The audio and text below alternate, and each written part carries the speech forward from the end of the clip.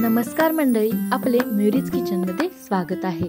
तर आज आपण पाहणार आहोत मटकी भेल रेसिपी। चला तर आपण साहित्य आणि कृती पाहू। इथं मी 2 कांदे घेतलेले आहेत चिरून, 1 टोमॅटो, हिरवीगार कोथिंबीर। आता गॅसवरती पॅन ठेवलेला आहे, त्यामध्ये आपण घालू तेल, थोडीशी हळद।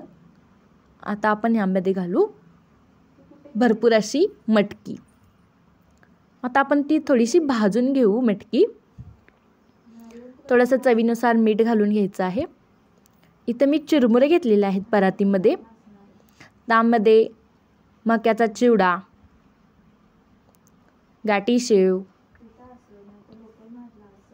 पापडी, लसूण शेव, खारबुंदी, भरपूर असा फरसाणा घालून घ्यायचा आहे। आता यामध्ये आपण घालू काबुली फुटाणं,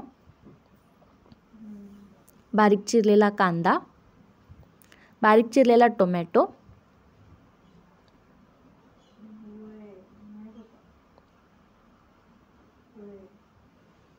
भरपूर अशी मटकी घालायची आहे आता आपण भाजून घेतलेली, लाल तिखट, चाट मसाला, गरम मसाला आणि थोडंसं जिरा पावडर घालून घ्यायचं आहे। आणि चवीनुसार मीठ घालायचं आहे।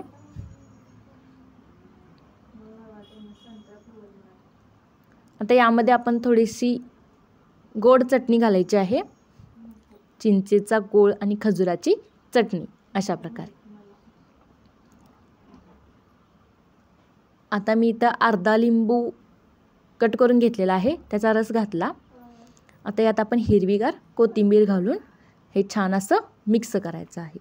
तयार आहे आपली मटकी भेल, पुणेकरांची स्पेशल भेल।